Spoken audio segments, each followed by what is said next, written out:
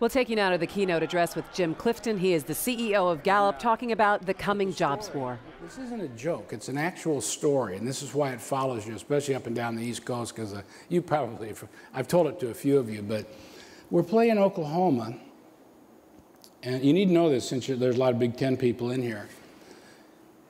They're ranked 1 and we're ranked 2, or vice versa.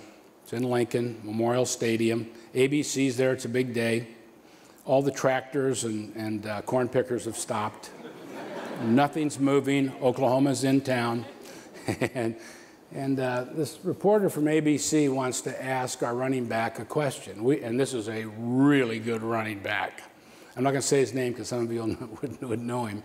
But he's sitting in a chair, and he's got a football helmet. And you may not know this yet. You'll get to know it. But it's just a white helmet. And there's nothing on the helmet except a block red in.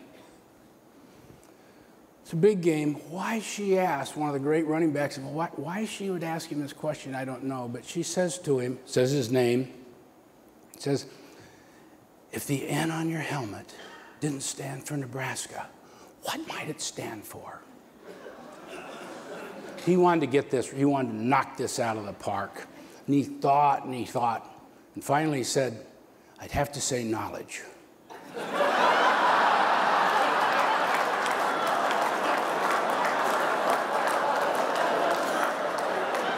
So, but lady, that's my team coming to the Big Ten. The other thing you got to ask yourself is, as your speaker talks about these facts, you got to remember, I went to a school where none of us are completely sure how you spelled knowledge.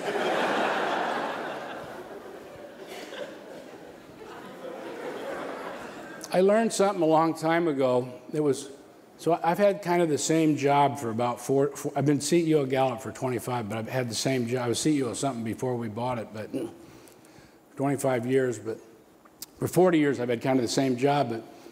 So I got a call from somebody down in Kansas City, and I love moments like this. But these guys had started a restaurant chain, and they wanted to know if I'd come down and do a survey. By the way, 40 years ago, people weren't doing much research. It's that long ago. But I go in, got my partner with us. It's a two-man company. And everything's perfect. These guys are around a table. Everybody's smart, MBAs. They got those neat bars. And we don't really wear those in Lincoln, but they wore them in Kansas City. But a very professional-looking group, venture capitalists. And so they'd started a restaurant chain. So my partner and I said, what can we do for you? They said, well, we've started this chain and nobody's coming to it. And we want to know if you guys can figure it out. And we said, yeah. We said, well, what was your idea? What was the core concept? Why did you start this? They said, well, we've been watching this other chain, and it's just going crazy, and you know what it is. It's McDonald's. And we figured out what they're doing because we want to do exactly that, and we're going to beat them. We said, what is it? And they said, speed. They get the food to the customer faster than anybody's ever gotten food to a customer before. Such an important moment. It's a leadership moment. Maybe the most important leadership moment you have, because you determine, like these pillars we have today, you determine what your core belief, your core value is going to be, in that speed. What if you're wrong? What if you're dead wrong?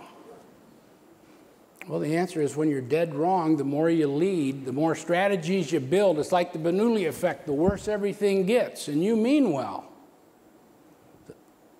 When you're dead wrong, the more you lead, the worse you make everything, and you're a loving, caring American. So we went out and did our survey, and we asked a bunch of people. We said, do you like this restaurant chain better? Or do you? They all said McDonald's. We said, well, why do you like that one best? What do you think they said? What? French fries. He jumped right to the answer, and that's why I'm kind of... They said, we like the taste of the food, which is a very different answer than the speed. We said, well, you like the taste of food. We said, which one is it? The French fries. French fries is a very different answer than get the food as fast to them as you possibly can. So my partner and I drove over to the restaurant. God is my witness. It has a drive-through. It has these big buttons back then, and they have shafts on them. The food comes to you on pneumatic tubes. These are smart business people. So I said, "You want a cheeseburger?" "Yeah, you want it." So I hit the button. As soon as the shaft hits the bottom, you can hear this noise. Doo. That's your cheeseburger coming. It's not only fast, you can hear the damn thing coming. I said, "You want some French fries?" Yeah, he wanted French fries.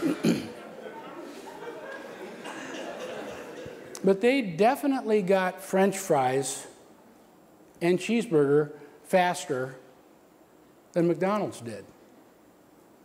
You got to love this, because remember, when it's a core value, speed, everything that you do is derived from that particular core value.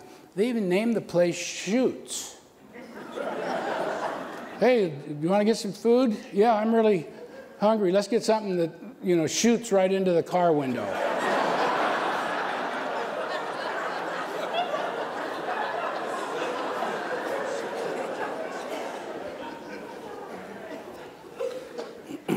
But the point is, all of us, anything that we have, whether it's, I love moments like that, because when those things work, that's free enterprise. All kinds of stuff boils out of that.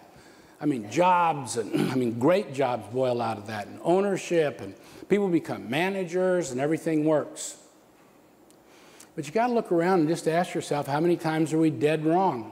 I did a survey. It doesn't matter who it's for, but it was about, why is there so much unrest in the Middle East? What's the deal with Muslims? Why is there so much extremism? Well, looked it all over, this years ago, and said they hate us for our freedom, and it's a religious war. Well, there it is. That's your Shoots moment. Fine with me. What if you're just dead wrong? Because all the stuff that we build coming off that thinks that it's a religious jihad, or they want to kill Americans. So we did thousands and thousands of interviews. At the very end of the day, if you just drill down, you know who the most dangerous person in the world is? Young males that are hopelessly unemployed, and it doesn't matter where you are. If you're unemployed and you have hope to get a job, you're really not in too bad a shape. If you're unemployed and I say, "Do you have hope to get a job?" whether you're in Grand Island, Nebraska, or whether you're in Cairo or Amman or anywhere else, and you say, "No, I don't have any hope." You say, "Do you think your government is corrupt?" And you say, "Yeah, I think it is." We say, "Have you worried about having enough money for food in the last 12 months?" You say, "I have." Now you've got a very dangerous cocktail that blows. But I just want to show you how this all goes wrong. The Arab Spring, Arab nightmare would be better than Arab Spring, I think, and I don't mean that to be funny, but it's anything but a spring. When we tracked how those people are doing, of course, the GDP, is this boring? GDP is going up real fast, but the hearts and minds are crashing. Here's the trigger point. What triggered it was a vendor named Mohammed Bouazizi. Remember what he did? He set himself on fire. Great moment for a witness. Remember what here, I'll give you a pop quiz. Did he yell, Allahu Akbar, praise Allah? Did he yell, "Death to America"? Or did he yell, "I just want to work"? Mohammed Bouazizi yelled, "I just want to work." We've been dead wrong. What you see is actually a desperateness about people that are just out of work. There are 7 billion people in the world, 5 billion adults. So the 5 billion adults, we say, if you could just have anything in the world, what would you want? You know what they say? They wish they had a good job. 3 billion of them do, of the 5 billion adults. Of that, there's only 1.2 billion real jobs, 30-plus hours a week with a paycheck for an organization. So you could say that the unemployment in the whole world is about Let's just say 1.5 billion. So you can be dead wrong about a lot of things. I just want you to hold that thought. I was watching TV 30 years ago, maybe 35 now, and it kind of struck me, the row of economists, both left-leaning and right-leaning, and they were saying, where will America be in 30 years? I don't know what, when I saw this, their answers, I just stared at the TV. I thought it'd be the front page of every newspaper. It was a long time ago. Because they said, here's what's going to happen to GDP. Japan's going to go to number 1, Germany's going to go to number 2, and the United States is going to go to number 3. What?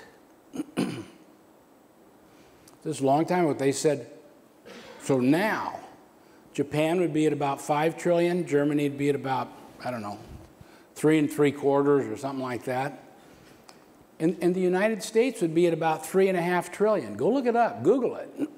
Can you imagine this country right now if we were at 3.5 trillion GDP? I think we're at 16, depending upon how you count GDP or GNP or whatever. Let's just use 16. We were supposed to be at 3.5 right now. I mean, this would be a coast-to-coast nightmare. Well, what happened? Well, somewhere along there, of course, we didn't go to 3.5 trillion. We bowed clear up to 16 trillion and just kind of wiped out the whole world. We so our dads and uncles and aunts and the men and women beat Japan and Germany in the Kinetic War. But give some credit to the next group that came along. They just wiped them out in the economics wars. Boom, clear up to 16. Can you imagine? I mean, like your sales manager, you say, well, you're supposed to do about 5 trillion or 5 million or whatever it is. How'd you do? Well, I did 16. But you know, as Americans, we never really wrote it down. We just kept our heads down. We just kept working. Something unbelievable happened in there. By the way, I'm just looking, are there some nerds in the audience?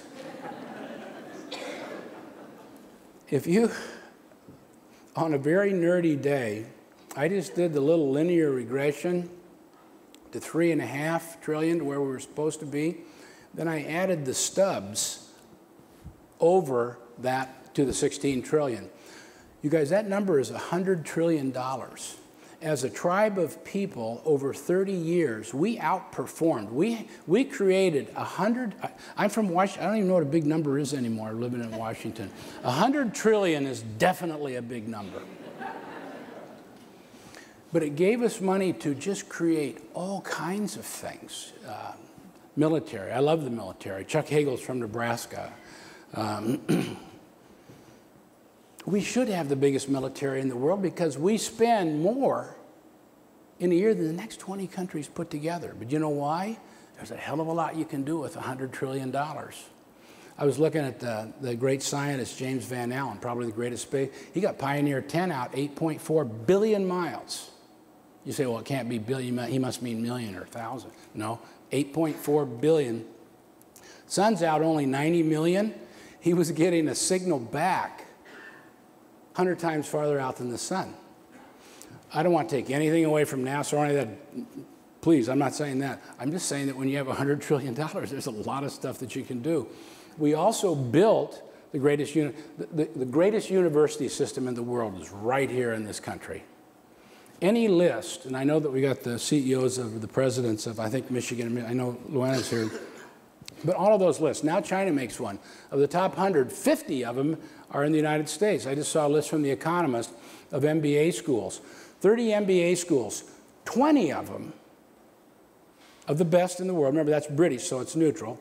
20 of them are in the United States. 20 of them are in the United States, 9 in Europe, 1 in Canada.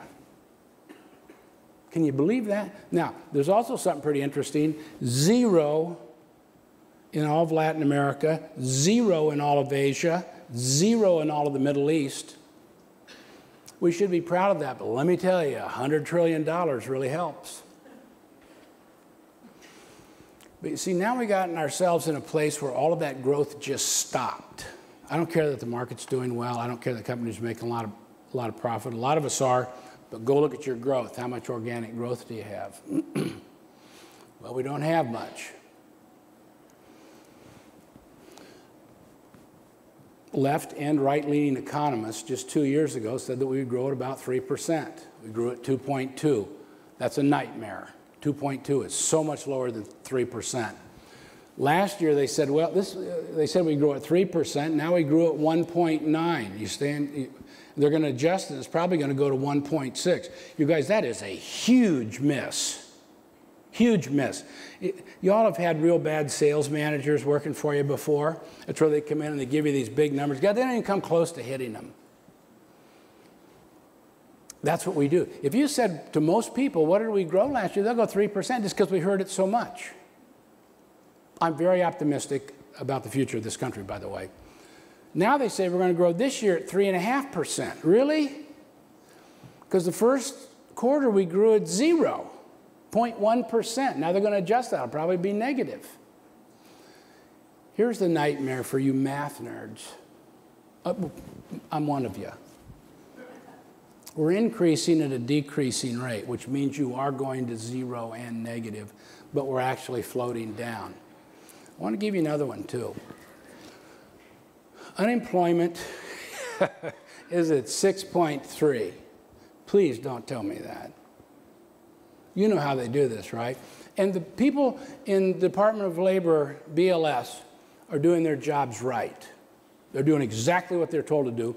But remember, if you're out of work, you're not in the workforce. Here's another one. If you're an engineer and you come over and mow my lawn, and you work 1 hour and you get paid $20, you are not counted by the Department of Labor as being unemployed.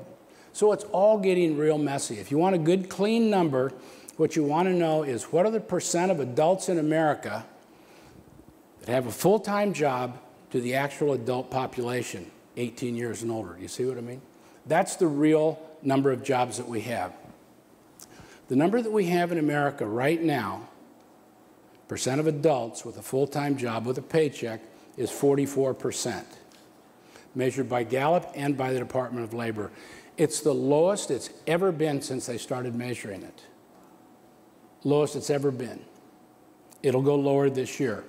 Now I'm going to give you the last one. Then I'll pick this up a little bit, sorry.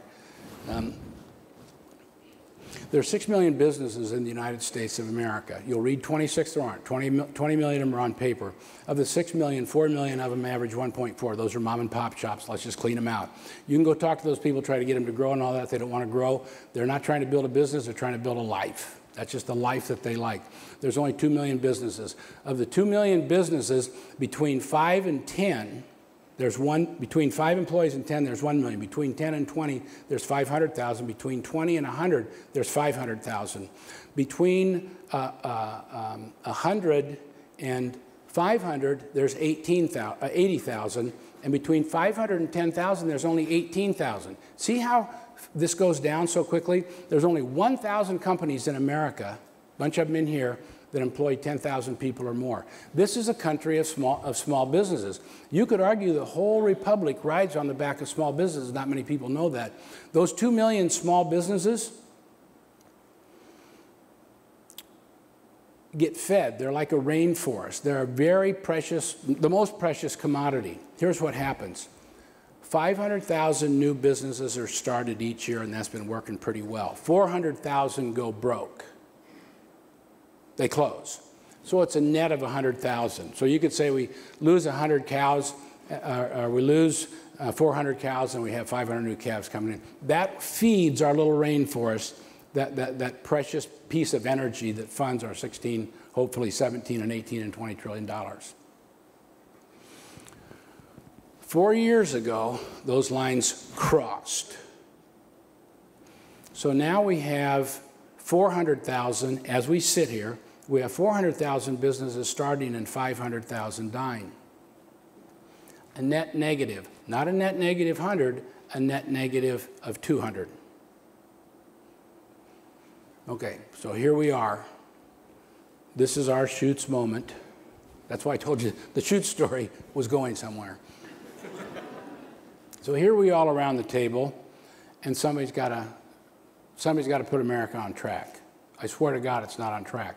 By the way, when we ask Gallup poll, if you think America's on track or off track, 75% say off track, and it's the highest we've seen. And Dr. Gallup started scoring it 80 years ago. So the public gets a feel. By the way, and I mean this all due respect for the White House and Wall Street, the left and the right, they'll always tell you that the economy is getting better, jobs are getting better and all that. And you know why that is? Because they are both special interest groups. And if you and I were in either one, we would be doing exactly the same thing. The public knows it's not true.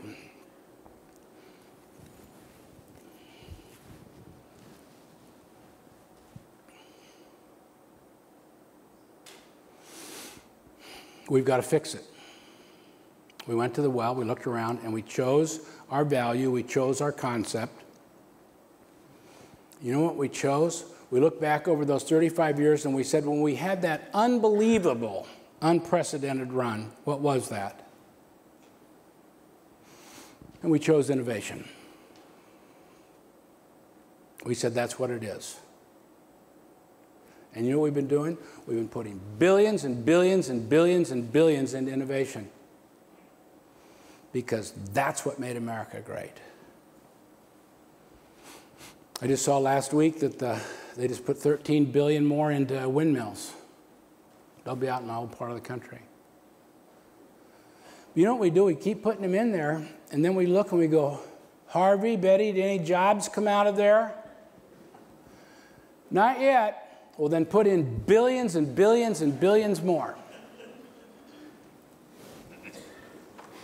What if we're wrong? Are you open to it, that we're just dead wrong? Everybody's doing it. Well, I got a friend, I'm not going to say who it is, but he bulldozed the state fair. I asked him, I called him, what are you doing bulldozing the state fair?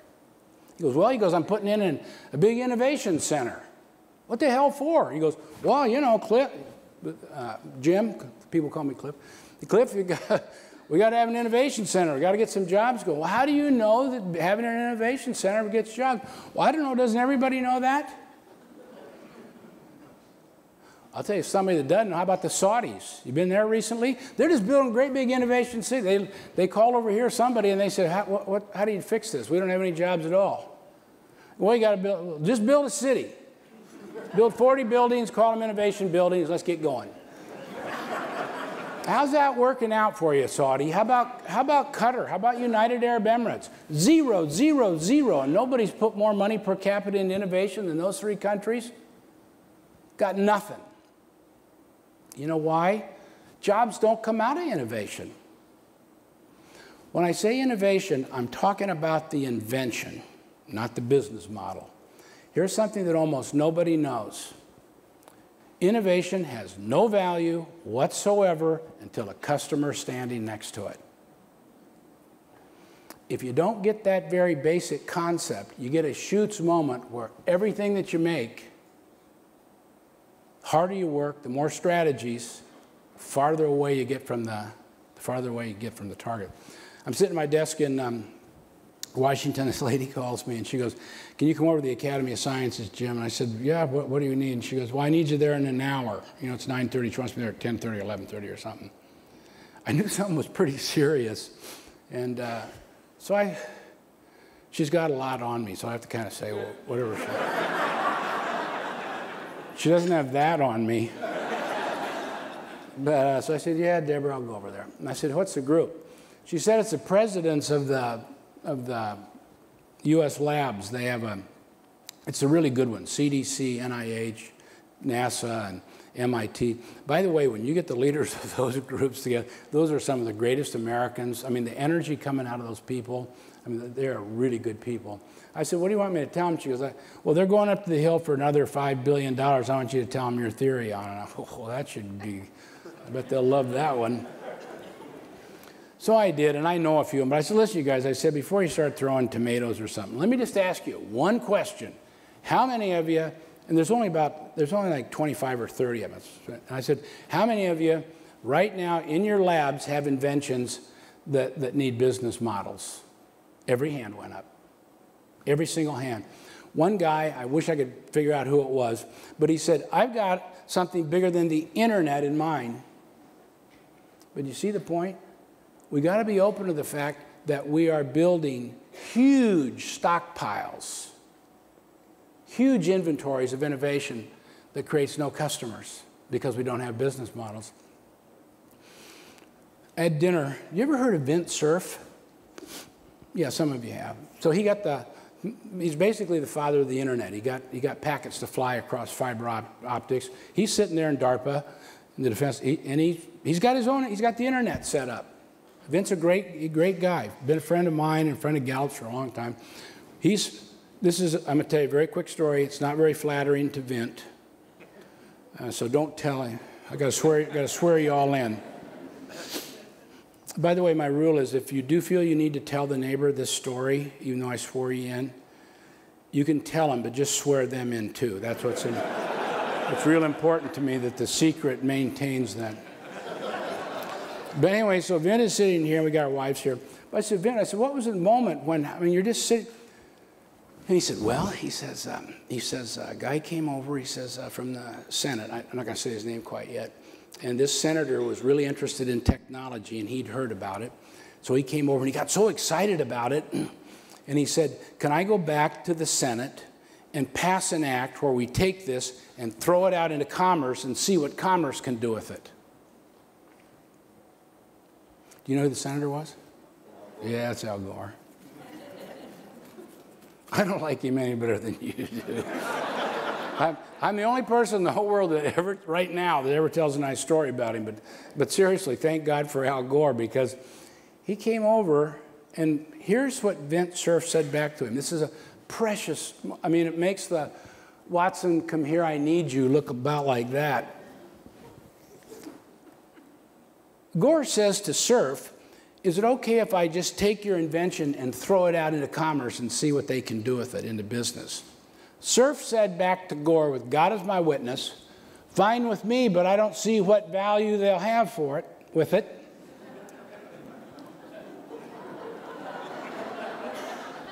What if Gore would have missed his bus that morning, or Tipper would have said, you're not going anywhere till your vacuuming's done, or something.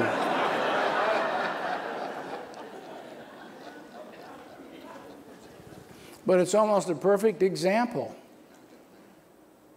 Technology that changed mankind more than anything that we've ever invented, just right there, but no business model.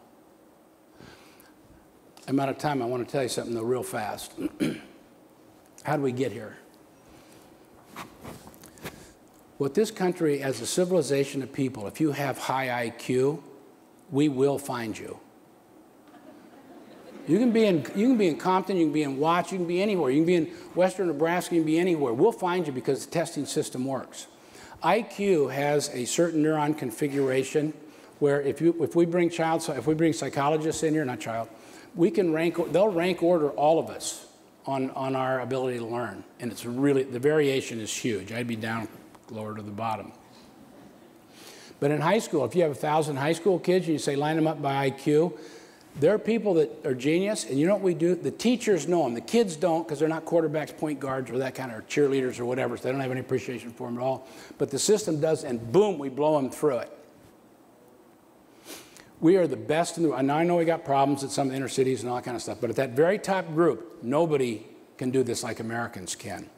And it is systematic, and it is intentional, and we just kick the world's butt with intellectual development. Here's the problem. Because we think innovation is what creates human development, it's a real important part. We've never taken the time to make the development of what fires that intentional, which is the business model, the rare entrepreneur, the rare business person that has a whole different neuron configuration. They have a very unusual relationship to risk. They have a very unusual relationship to failure. They have the most unbelievable determination that you've ever heard of. But we leave all of that to randomness. And so if you said,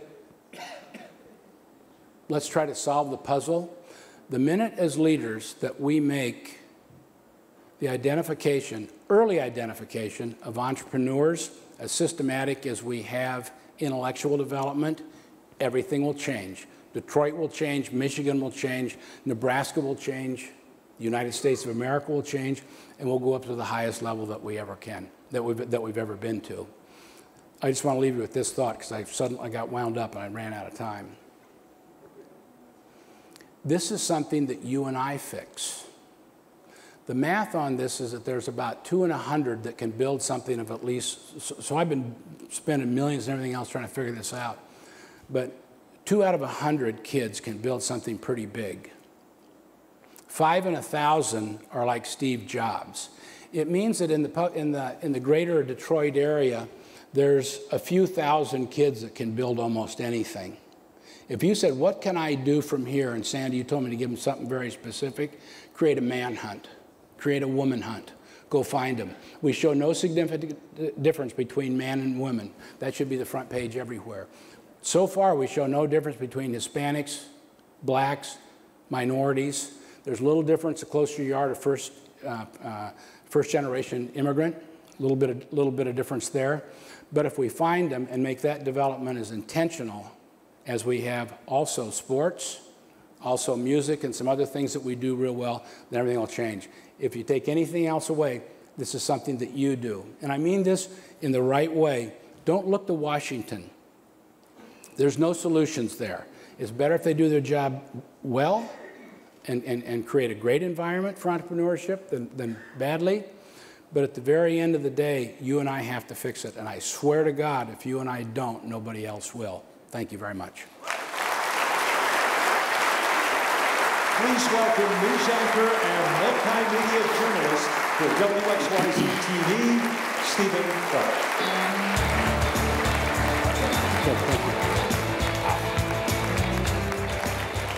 We're going to take a couple more minutes here and kind of dig into what you're saying, and I've been reading the book, The Coming Jobs War, so I'll be taking some of what you talked about in your book as well as what you talk about here, but I want to finish or start where you finished. You said we need to look for that talent. We need to find that talent. You talk in the book about how entrepreneurs are really the future of the economy and job creation. At the same time, there seems to be a common complaint that banks don't lend money to these entrepreneurs who are trying to start their business. How do you fix that? Well, I think that's another place where we're just wrong about something. When you ask people about access to money, especially small business people, I've been asked several times, doesn't matter who asks me, but they'll say, why won't small businesses, why won't banks loan money to small businesses? That's not the case. When we do a survey of small businesses and we say, why don't you grow, they can get money. What they say back, Stephen, is that they say that they've lost their confidence and they blame it on regulations. Sorry about where everybody is on every side of the aisle. But we say, really, which ones? And they do say healthcare first and they say environment second. But you see, if we go down a road of trying to fix by giving them money, it's actually I don't think it'll create any new activity. You brought up the point of healthcare, so I'm going to skip ahead to that right now. In your book, you say, fix healthcare or destroy job creation. Then you point out that U.S. leaders are digging in the wrong place for solutions. I thought Obamacare fixed that. What happened? Well, at Gallup, we're paid to be nonpartisan, so that's what I am. But I'm going to call it the Affordable Care Act. But the Affordable Care Act doesn't change anything. And if we repeal it, it doesn't change anything because the Affordable Care Act just moves the money around. So right now, we spend about $2.8 trillion a year on health care. You guys, we don't have that. We don't even have anywhere close to $2.8 trillion. So, well, we got the best health care in the world and all that. This is something real important to know. We spend more than $8,000 a person. Good countries like Canada, England, Germany, and France spend less than $4,000. We spend twice as much on health care as other good countries do. This is important. They live longer than we do. So to say, well, the great American health care is working so well. By the way, I get paranoid. Sometimes I think the more they work on us, the faster we die. That'd be one way to interpret that. But they had a summit. We had it in the Gallup building in Washington, and the head of CDC, they did a big study of the 2.8 trillion that's growing at over a blended average of about 6.6%. And you guys, we can't afford those horses are so far out of the corral. I don't know how we're ever going to get them back again. But they said 70% of the 2.8 trillion is preventable, and it's basically obesity, which kicks off diabetes. Diabetes is the engine for. That's what this brilliant lady went on to explain. But I thought that should be front page everywhere. Of 2.8 trillion, 70% of it's preventable, just meaning stuff we put in our mouths or activity and all that. But we don't do any of that. So what we do is we say, this is a problem about moving the money around. Moving the money around doesn't fix anything. But I do think in your own organizations, there's big variation. We've really gone to work at this with Gallup, and but we have our healthcare costs decreasing at over 2% a year. When everything else is going between 6 and 7%. But Warren Buffett, fellow Nebraskan, made a joke one time where he said General Motors is really a healthcare, this was years ago, but he said it's really a healthcare company that just happens to make cars on the side to afford the healthcare. That's not funny anymore, it's everybody's story. So if you take a really good retailer like Target, look at their healthcare costs. Probably somebody here from Target. It's the same as their profit now. And your healthcare costs, if they're not now, will rise above your earnings. But well, you say at Gallup you've reduced your healthcare costs by 2%. Maybe you can share some of the tips with the business owners here. Well, I don't. You have to be in a state of mind of high well-being, or you're not going to take care of yourself. And so if I have a lot of bill collectors calling me, and my whole life's falling apart, and somebody says we ought to eat carrots rather than going and eating a bunch of fried chicken, I don't care at all. But we found that what's really important is finances. If you're not living within your means, you're going to get sick. We found 5 things. By the way, another one is social. This gets pretty soft, but if Stephen has a bunch of friends and I don't have any at all, our lives have really different outcomes. So having a social network and friends is real important. Here's a big one: your job, and that's almost all your relationship with your boss. If you hate your boss, you don't care what you eat, and well, you die faster. So we try to deal with the well-being issues before we deal with the physical. You talk about defective employees in your book, which I found interesting, and I think your surveys show what about a fifth of all employees in America are what you determine defective. I didn't have time, or I would have. If America was a company, so let's say we're Gallup Inc., we have 100 million employees. You read 125 million, there's not. That's adding full-time equivalents together. We have 100 million employees. When they come to work, 30 million of them are inspired and engaged. That's it. So we're betting our whole country on 30 million people. They come, they create new customers, they get there early, they're good on teams and all that kind of thing. By the way, don't ever ask if employees are satisfied. That's another Schutz moment. So if Stephen's my boss, and you say, well, let's try to make Jim satisfied, I go, well, I'm not satisfied. Well, what do you want? Well, I need more vacation days. I don't like my pay. I heard that Frank got a latte machine. And by the way, if you read Fortune magazine, that ought to be Schutz magazine, because they line it's all about who bought who latte machines. What people really want is development. They actually do want to grow in the job. They want to improve. But only 30 million Americans are in that spot. 20 million are in awful shape. They're the most negative, miserable people you possibly could imagine. I always joke about this. I asked some of our analysts, I said, what are we calling them? They said, actively disengaged.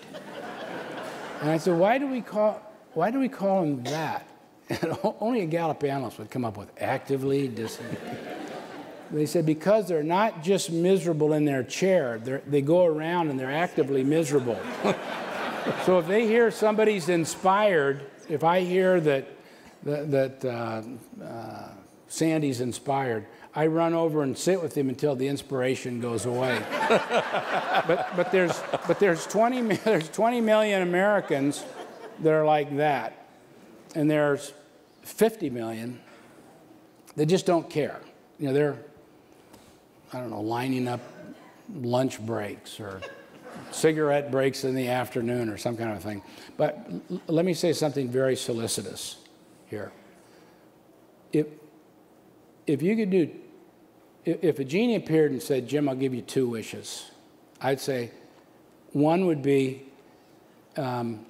make early development and of entrepreneurs as systematic as intellectual sports and that type of thing. The second thing would be, with our 100 million employees, if you just want to beat the hell out of the Chinese and everybody else, just double that number. If that thing went from 30 to 60, you say, well, how can we do that? But this is the solicitous part. In this audience is Stryker, PNC, and DTE. If you walk onto their workplaces, you're in a workplace that has 60+% engaged, and the actively miserable down to just single percent. By the way, single percent is good. There's a right number of awful people all of us need to employ. I think it's about 5 to 8. You just have to do that. But all 3 of those organizations have. But if you are an employee or your kids walk onto environments like that, they really develop differently. Here's a question. If I say to Stephen, do you think your boss or somebody at this company, this is the best question, not latte machine or any of that kind of stuff, but you say, do you think your boss or somebody at your organization cares about your development? He says yes. You say to Jim, do you think your boss or somebody at your organization cares about your development? And I say no. The outcomes are extraordinary. Not just that he creates customers and I drive customers away. There's nothing I'd rather do than cut a customer loose. But also, safety is incredible. I don't know what it is, but I'm falling down, breaking my ankle, dropping a big box on somebody else. But all outcomes change. But the biggest one of all is that he gets organic growth, and people that hire me don't get organic growth. So that's a huge bunch of low-hanging fruit. It's also a way, we're still, right now in America, we're better than other countries at that. The world average is only about 15%. Germany's pretty good. They're pretty good in Singapore, of all places, although they're kind of all numb there. I don't know why they're so numb. But that workplace is okay. But yeah, 30 million people came to work this morning, juiced. 20% came trying, 20 million, which is huge, trying to tear down the work that 30 million did. You say you're optimistic about the future of America, and I look at some figures you put in your book where you say over the next 30 years the global GDP will grow an estimated 200 trillion, which is $140 trillion worth of new customers, new business, et cetera. But you also say, according to the numbers, if they continue the way they're going, China is likely to be the country to reap those benefits. If you had those same, I did this with living economists, 2 Nobel Prize winners. But I said, I want to redo it. Where will everybody be in 30 years? The quick math is that the world economy goes from, that's sales, right? GDP, just kind of everything that everybody sold, goes from 60 trillion to 200, which means 140 trillion in new money, customer stock, and all that's coming in. The way China's growing, even though they're going down and we're going down, the whole world was projected at 5% growth. Now it's clear down to 3, and I think they're going to change it to 2.5. But China still soars by us if you just do straight line regression. I'm very optimistic because I do believe, I know Americans are an exceptional tribe of people. When we get in trouble, no matter what it is, we tend to figure it out. Our biggest competitor right now is clearly China. They have so many big problems. I mean, the problems that we have right now, the fixes, I don't want to call them easy, but they're very, very doable. Entrepreneurship, we can fix it. You think about how much trouble. Well, I used to come to Detroit 40 years ago, and it was the greatest city in the world. It was Paris, richest town. Everybody had brand new cars and all that. When then I fly to New York, and I get in my hotel, and they say, don't go outside or you'll be killed. I'd go to San Francisco, and they'd say, don't go outside and be killed. You know, the one that was really dangerous was Miami. God, they were pulling them out of cars. During broad daylight, finally the mayor and the governor came on, or the mayor and the police chief came on and said, Miami, we can't protect you. You got to protect yourself. Well, everybody bought guns. It looked to me back then like those places could never be turned around. You know, now they're just all booming. Americans, when they get in trouble, we know what to do and we turn it around. Winston Churchill said, Americans will eventually get it right after they've tried virtually everything else. But I think China has huge problems, and definitely, if this was a card game with 160 countries, real countries, I know there are 200, but there's about 160 real, you definitely want the cards that Americans are holding, nobody else's. Last question. This is kind of an action item right here. You've got a room full of probably Michigan's leading business owners and operators, government leaders, and nonprofits, which is an important part of the formula. What is the advice you can give each one of those groups right now to get us on that track? Well, I think I said it, that you have unusually talented people roaming the hills and streets right now, and they don't even know that they have this talent. You need to test them. My company has tests, my competitors have tests, but you need to test them, because when you show a bell-shaped curve right now, as I said before, when you have, let me see, let's say there's 5 million people, and so you're going to have about 5, that'd be 10, that'd be 20. There's 250,000 kids in the high schools. And so if you have 2% of 250,000 gets you down, you got 5,000 people that can absolutely change Detroit, change the whole country. The first thing that you got to do is you got to find them, and you need to get them in internships they can be in nonprofits, they can be in government, but especially in business. I have 2 kids I mentor, both inner city. I mean, they have the classic low-income story, dad's incarcerated and all of that. But I tested them. So these aren't, I mean, they are really, one guy's already got his own, so I hire him to do some stuff at Gallup, but I'm those 2 guys' mentors. But I'm not mentoring people on parole or some kind of a thing. But I think that we have to identify and then take them on ourselves. But I think everybody in this room, and by the way, mentoring doesn't take much time at all. I thought it'd take a lot more time. By the way, I think the power is the relationship, because the 2 guys I mentor, they don't do a damn thing I tell them to do. but you know, we email all the time, and they're both having an enormous amount. I don't think there's any. I think they can both build enormous businesses themselves. But this has got to become something that Americans become the best in the world at, and there's no question we can. Jim Clifton, thank you so much.